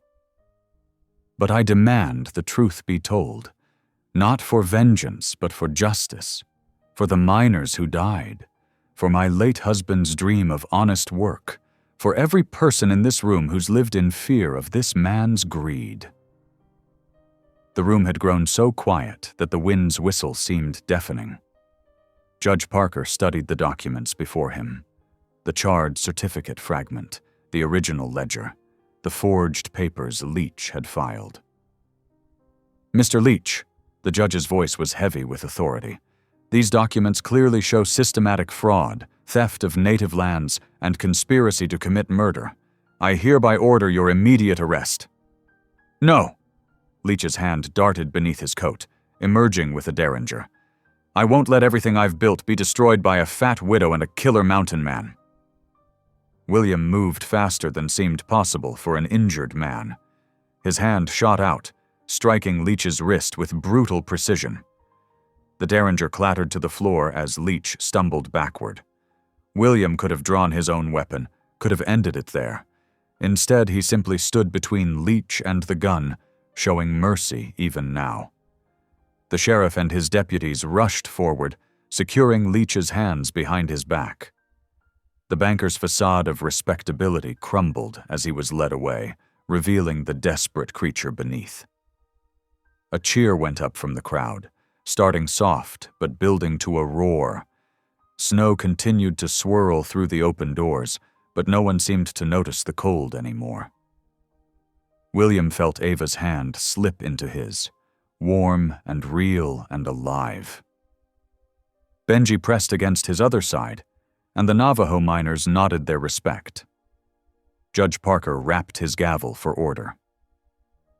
This auction is hereby canceled pending full investigation. The Silver Creek claim will be returned to its rightful owner, Mrs. Ava Tulliver. Furthermore, all contested reservation boundaries will be resurveyed according to the original markers. The railroad representative cleared his throat. Perhaps we could discuss alternate arrangements that would benefit all parties. No, Ava's voice was firm. This land has seen enough of greed's poison. The mine will operate fairly, with honest wages for honest work. She squeezed William's hand. And the Navajo miners will have first claim on any jobs they want. Grey Wolf touched his heart in gratitude, and William saw tears in the old man's eyes. All around them, the people of Glory Creek were embracing, as if awakening from a long darkness. The snow continued its gentle dance through the doorway, but now it seemed to William more like a cleansing than a storm. Justice had come at last to Glory Creek, carried on wings of mercy rather than vengeance. As William held Ava's hand and felt Benji's trust against his side, he realized that sometimes the greatest victories come not from the battles we fight, but from the grace we choose to show even to our enemies. Evening settled over Glory Creek like a soft purple blanket, the snow continuing its gentle descent. Lanterns flickered to life along the boardwalks, their glow catching crystalline flakes in mid-air. Inside Dr. Morrison's office, the coal stove radiated welcome warmth as he tended to his patients. "Hold still now, Mrs. Tulliver," the doctor murmured, dabbing witch hazel on the dark bruises that marked her wrists. The rope burns from her captivity stood stark against her pale skin. "These should heal nicely, but they'll be tender for a while." Ava sat quietly on the examination table, her shoulders straight despite her exhaustion. The past day's ordeals had left their mark, but there was a new strength in her bearing, the kind that comes from surviving what was meant to break you. "Much obliged, Doctor," she said softly. Her eyes drifted to where William sat in a wooden chair by the window, his shirt off as the doctor's wife cleaned and rebandaged his shoulder wound. "You're lucky this didn't fester," Mrs. Morrison scolded William gently as she worked. "Riding through that storm with a bullet wound, it's a miracle you're alive." William's scarred face remained stoic, but his eyes kept finding Ava's across the room. "Had my reasons for hurrying," he said simply. The doctor shook his head as he finished wrapping Ava's wrists. "Well, you both need rest and proper meals. No more adventures for at least a week." He paused, his normally gruff demeanor softening. "And I owe you both an apology. That night when you first brought her in, William, I should have helped, payment or no payment. I let fear of Leech rule my conscience." "We all did," Mrs. Morrison added quietly, securing William's bandage. "This whole town stood by while that man poisoned everything with his greed." Ava reached out and squeezed the doctor's weathered hand. "The past is past. What matters is choosing right today." Outside the doctor's window, more lanterns appeared in the falling snow. The Navajo miners were hanging them from every porch and post, their warm light pushing back the darkness. It was their way, they'd explained, of marking new beginnings, of bringing light to places where shadows had ruled too long. After the doctor finished his ministrations, William helped Ava down from the examination table. Her legs were still unsteady, but she waved off his concern. "I need to do something," she said. "Will you walk with me to the jail?" William's face tightened with concern, but he nodded. They made their way slowly down the snowy street, their boots crunching in perfect rhythm. Outside the jail, Sheriff Barlow sat slumped in his chair, his badge already removed from his chest. "Mrs. Tulliver," he said, standing quickly. I was just writing out my resignation." He gestured at the papers on his desk, unable to meet her eyes. "Should have done what was right long ago. Instead, I let Leech's money blind me, watched him hurt, good people, and did nothing." "The truth has a way of demanding to be heard," Ava said gently. "Eventually, we all have to choose between our comfort and our conscience." The sheriff nodded miserably. "He's in the back cell if you want to see him. Though why you would— Because hate is a heavier burden than mercy, Ava replied. She touched William's arm. Wait here. William wanted to protest, to shield her from any more pain, but he recognized the resolve in her eyes. Instead, he positioned himself where he could watch through the cell block door as Ava walked slowly down the corridor. Horace Leach sat on his cot, his fine suit wrinkled, his carefully maintained appearance beginning to crack. He looked up as Ava approached, and for a moment, raw hatred flashed across his face. Come to gloat? He spat. Ava stood quietly before his cell, one hand pressed against her wrapped wrists. No, she said softly. I came to give you these. She withdrew 2 items from her shawl, a small Bible and a tin cup of fresh coffee. Leach stared at the offerings, confusion replacing his anger. Why? Because if I hate you, I become what you tried to make me, Ava said. If I carry bitterness, it wins, and I choose something better. She slid the items through the feeding slot. The Bible was my husband's. He used to say that true wealth isn't in what we take, but in what we give away. Leach's hands trembled slightly as he picked up the Bible. I destroyed everything you had, he whispered. Tried to break you. How can you— Forgiveness isn't about deserving, Ava answered. It's about refusing to let darkness have the final word. She stepped back from the cell. Read it or don't. But know that I forgive you, Mr. Leach. Not because you earned it, but because I choose to be free. From his position by the door, William watched in awe.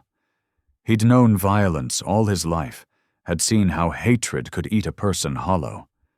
But this quiet strength, this choice to answer cruelty with grace, it humbled him completely.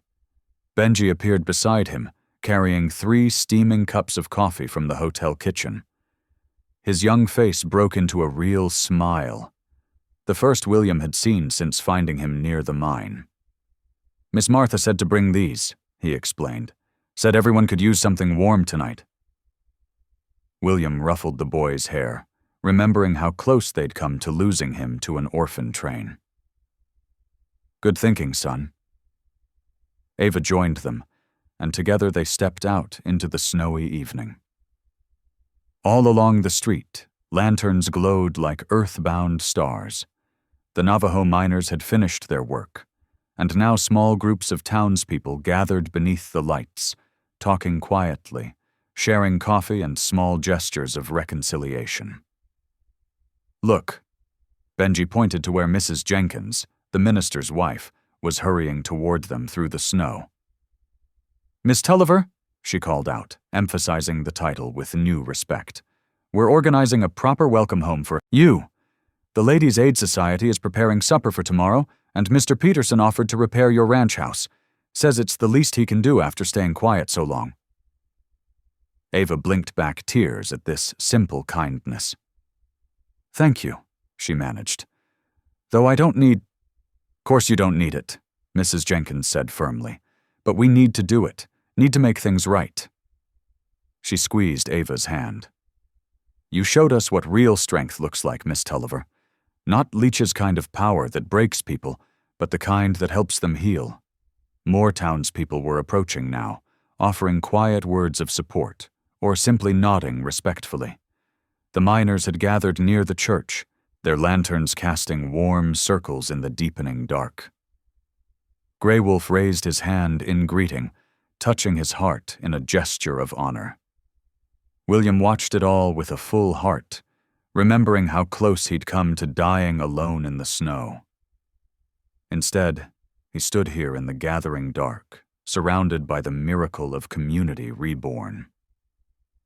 Benji pressed against his side, no longer the frightened orphan, but a boy finding his place in a healing world. And Ava. She stood in the lantern light, snow catching in her hair like stars, speaking quietly with her neighbors. There was no trace now of the broken woman he'd found in that barn. In her place stood someone who had walked through fire, and emerged carrying light instead of ashes. The evening drew on, soft and bright with possibility. More lanterns appeared in windows, pushing back the shadows inch by inch. Tomorrow would bring its own challenges. A ranch to rebuild, justice to uphold, a community to restore. But tonight, in this gentle snowfall, Grace had won a quiet victory in Glory Creek. William sipped his coffee, watching Ava's face in the lantern light. She caught his eye and smiled, a private moment in the midst of all this renewal. He didn't need words to understand what she was saying. Sometimes the greatest courage isn't in fighting the darkness, but in choosing to light candles instead. The mountain snows retreated day by day as March winds swept through Glory Creek Valley. What began as tiny rivulets grew into steady streams, feeding the swollen creek until its waters ran clear and bright between the banks. Each morning brought new signs of spring's awakening. Tender grass pushing through melting drifts, the first brave robin picking through revealed earth, buds swelling on the cottonwoods that lined Silver Creek. William Carver stood on the partially rebuilt porch of Ava's ranch house, studying the changing landscape. His shoulder had healed clean, though it still ached when storms approached. But the physical pain seemed a small price for the transformation he witnessed daily in the valley. Below the house, a group of Navajo miners worked steadily, their skilled hands setting foundation stones for the new well. They had appeared one morning without fanfare, led by Grey Wolf, who simply said, "We build together now." Their presence brought more than labor. Their songs and stories filled the air as they worked, weaving a sense of peace into the very ground they restored. The old well had collapsed during Ava's exile, its timbers rotted and stones displaced. But the new one would be stronger, lined with carefully fitted granite and elm boards treated against decay. William had insisted on doing it right this time, though Ava protested the expense. "The Lord provides," she'd said, that quiet strength in her voice that still amazed him. And somehow provision appeared. Lumber from Peterson's mill, offered at half price to make amends for his silence during Leach's reign. Stones hauled by volunteers from the creek bed. Rope and pulleys donated by the general store. The sound of children's laughter drew William's attention to the road. A group of students was walking home from the schoolhouse, Benji among them.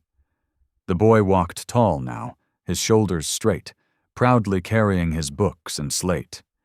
He had taken the Tulliver name with Ava's blessing, though he honored his Navajo heritage by learning his father's prayers from Grey Wolf in the evenings. "He's flourishing," Ava said softly, coming to stand beside William. She wore a fresh apron over her work dress, flour dusting her hands from baking bread. "Miss Henderson says he has a gift for numbers." William nodded, watching Benji stop to help a smaller child who had dropped her lunch pail. "He's got your heart," he said, "always seeing who needs helping." A pleasant flush colored Ava's cheeks. The past weeks had restored more than the ranch. Her natural beauty had returned as well, no longer shadowed by fear and deprivation. She had even begun singing again while she worked, her clear voice carrying hymns across the yard as she hung laundry or tended her newly planted kitchen garden. The miners broke for their midday meal, settling in the shade of the barn with coffee and the fresh bread Ava had sent out. Their presence had changed more than the landscape. They had helped bridge the divide between cultures in Glory Creek. Now it wasn't uncommon to see native families trading in town or children playing together after school. "The new preacher came by this morning," Ava mentioned, adjusting her apron. "While you were checking fence lines." She paused, something tentative in her voice. "He's invited us to the Easter service, all of us, including the miners and their families." William's hands tightened briefly on the porch rail. He hadn't set foot in a church since finding Ava in that barn. except for the confrontation with Leach. His prayers had been private things, whispered in the pre-dawn darkness, or offered silently while he worked. "You don't have to decide now," Ava said gently, reading his hesitation. "But Reverend Matthews is different from the old preacher. He speaks of grace like he's tasted it himself, and—" She smiled slightly. "He says a church isn't truly whole until it holds all of God's children." Looking at her face in the spring sunshine, William felt something shift in his soul. The weight of his past, the killing during his cavalry days, the years of isolation, the bitterness he'd carried, seemed lighter somehow. Not gone, but transformed, like winter snow melting into life-giving water. The days passed in a rhythm of renewal. William and the miners finished the well, its fresh water sweet and cold. The ranch house gradually reclaimed its former comfort, with new windows catching the morning light and repaired walls keeping out the lingering chill. Ava's kitchen filled with the scents of home, baking bread, simmering stew, coffee always ready for whoever stopped by. Benji thrived in his new life, dividing his time between school lessons, helping with ranch work, and learning tribal wisdom from Grey Wolf. He had his own small room now, its walls decorated with drawings of horses and the Lord's Prayer written carefully in both English and Navajo. At night, Alva would hear him praying in both languages, his young voice full of simple faith. As Easter approached, the whole town seemed to shed its winter darkness. Women cleaned windows until they sparkled, men repaired winter damage to buildings and fences, and children gathered the first wildflowers from sheltered valleys. The new preacher visited every family, including the miners' camp, extending personal invitations to the holiday service. The Sunday morning dawned clear and mild. William stood before his mirror, adjusting the clean shirt that felt strange after months of work clothes. His reflection showed a changed man. The mountain hermit's wild beard was trimmed, the haunted look in his eyes replaced by something calmer, almost peaceful. He found Ava and Benji waiting by the wagon, dressed in their Sunday best. Ava wore a simple blue dress that brought out the warmth in her eyes, while Benji fairly burst with pride in his new suit, a gift from the schoolteacher. The boy clutched his father's Bible, restored now and well-read. The church bells rang across the valley as they drove into town. Other wagons and riders converged on the white-painted building, which had been decorated with early spring flowers. William helped Ava down from the wagon, conscious of curious but friendly glances from the townspeople. Inside, candles filled the church with soft light. The new preacher had removed the old segregated seating, so the Navajo families sat mixed among their neighbors.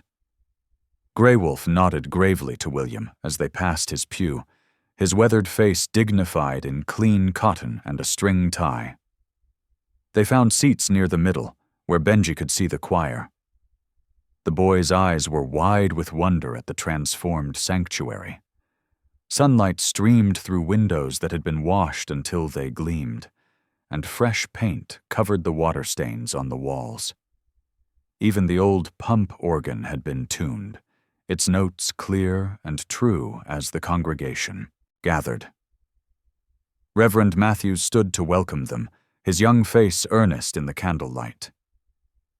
"Brothers and sisters," he began, "today we celebrate the greatest of mysteries, how death becomes life, how darkness gives way to dawn, how love proves stronger than the grave itself."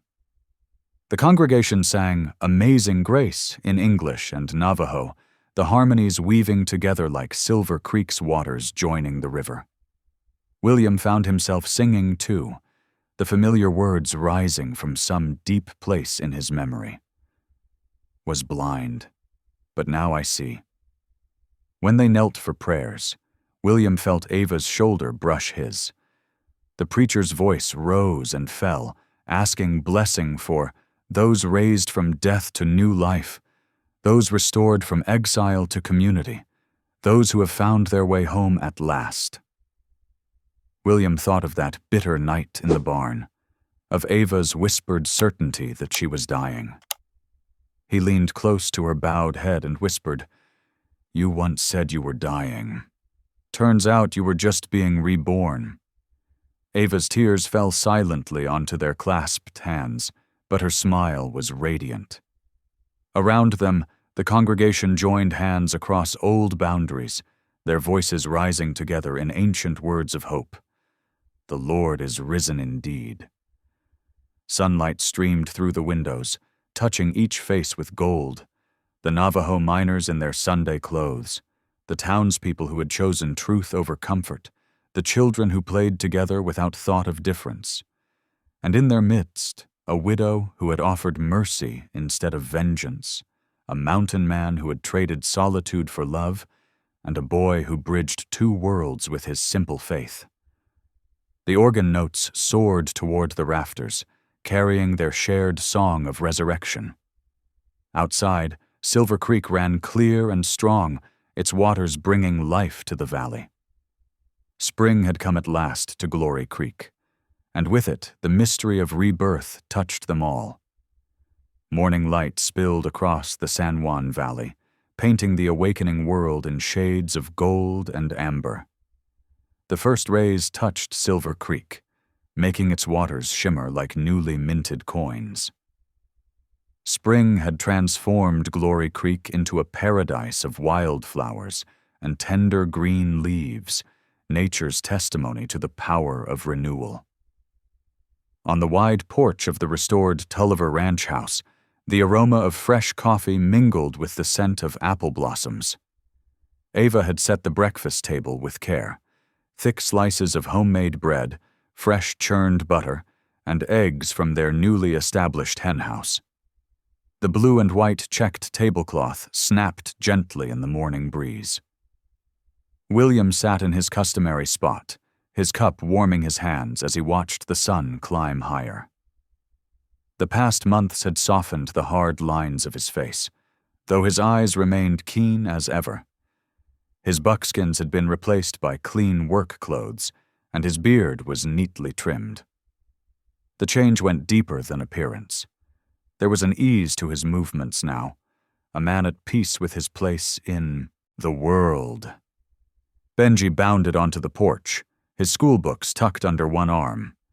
At 12, he seemed to grow taller every day, his frame stretching toward manhood while his eyes retained their boyish sparkle. He had adapted to ranch life as naturally as a young colt to spring pasture, equally at home with English lessons and tribal traditions. "Mornin', Ma," he called to Ava, the name coming as naturally as breathing now. "Pa, did you see? The mare's acting mighty restless. Grey Wolf says she'll foal before noon." Ava emerged from the kitchen carrying a platter of flapjacks, her face glowing with quiet joy. The past year had restored her natural beauty, filling out the hollows that hardship had carved. Her simple calico dress suited her practical nature, though William often caught himself admiring how it brought out the warmth in her eyes. "Breakfast first," she said firmly, setting down the platter. "That mare knows her business better than our watching will help. Besides," she added with a smile, "the mail rider should be coming up the road any minute." They bowed their heads as Ava offered grace, her clear voice carrying across the morning air. The prayer was simple but heartfelt, thanking God for family, healing, and new beginnings. William's deep "Amen" harmonized with Benji's eager response. As they shared the meal, conversation flowed easily between them.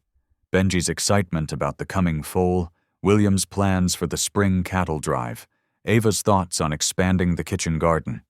The easy rhythm of family life had replaced the desperate struggles of the past winter. The clatter of hooves announced the mail rider's arrival. Young Tommy Wheeler, who had taken over the route from his father, dismounted with the easy grace of youth. His formerly suspicious attitude toward the Tullivers had transformed into genuine respect. "Morning, folks," he called, pulling letters from his satchel. "Got something special today. Looks official-like." William accepted the envelope, noting the territorial court's seal. His hands, still bearing the scars of mountain life, were steady as he carefully broke the wax. Ava and Benji drew closer, their breakfast momentarily forgotten. The morning light fell across the formal script as William unfolded the document. His voice, usually so reserved, carried a note of quiet triumph as he read aloud. In the matter of the Silver Creek claim and associated lands, this court upholds the rightful ownership of Mrs. Ava Tulliver, as established by valid marriage certificate and prior claim. Ava's hand flew to her mouth, tears brightening her eyes. William continued reading, his voice growing stronger. Furthermore, this court recognizes the ancestral rights and co-claims of the Navajo people to water access and traditional gathering grounds, as testified by Grey Wolf and his people. "We did it," Benji whispered, then louder. "We really did it." William carefully folded the letter, his movements deliberate and reverent. Looking out over the verdant valley that had seen so much strife and healing, he spoke softly. "This land's big enough for all souls God redeems." Ava's hand found his, warm and sure. The simple gold band on her finger caught the sunlight, a token of promises made and kept. Her touch carried all the weight of their shared journey, from that desperate night in the barn to this moment of vindication. The peaceful scene was punctuated by an urgent whinny from the direction of the corral. Benji jumped up, nearly knocking over his milk. "The mare!" "Easy now," William cautioned, though he was already rising. "Let's see what's happening." They made their way down the porch steps together, a family united by more than paper and law. The morning air carried the sweet scent of new grass and distant sage. From the white-steepled church in town came the faint sound of bells, calling the faithful to morning prayers. The mare had indeed begun her labor, her sides heaving with effort. William and Benji quickly but quietly prepared fresh straw, while Ava fetched clean cloths and water. They had assisted at births before, but each new life brought its own wonder.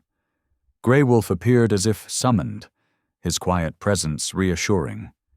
He had become a frequent visitor to the ranch, sharing his wisdom about horses and the land. The old ways and the new had found harmony here, just as the court's decision recognized. The mare gave birth as the sun climbed toward noon, the foal entering the world with long, spindly legs and a wet black coat that promised to turn gray like its mother's. Benji watched in wonder as the newborn struggled to stand, its first wobbling steps a testament to life's persistence. "New life everywhere," Ava whispered, her voice full of wonder. William placed his arm around her shoulder, drawing her close. The gesture came naturally now, the mountain man's former reserve melted by love and trust. "Guess the dying's done," he murmured, his words meant for her alone. The breeze carried birdsong across Glory Creek, nature's hymn of praise. The foal had found its feet and was nursing strongly, while its mother nickered soft encouragement. Benji helped Grey Wolf spread fresh hay, their movements in perfect synchronization. Looking out over their land, truly theirs now, by law as well as love, Ava saw more than property. She saw the Navajo children playing with town youngsters near the creek, their laughter carrying on the wind. She saw the miners' families settling into new homes, building lives that bridged old divisions. She saw William teaching Benji to mend tack, their heads bent together in shared concentration. The morning sun continued its climb, blessing the valley with warmth and light. Silver Creek ran clear and strong, its waters nurturing all who lived along its banks. The land that had once known such strife now witnessed daily miracles of reconciliation and growth. From the town below, the church bells rang again, their clear tones carrying messages of hope and peace. The sound merged with the whisper of wind in new leaves, the gentle rushing of the creek, and the soft conversations of family going about their day. A symphony of life renewed and promises kept. Thank you for listening. Stories connect us in the most unexpected ways. If you felt that spark today, make sure you're subscribed. I share a new one daily, and the next might change your day.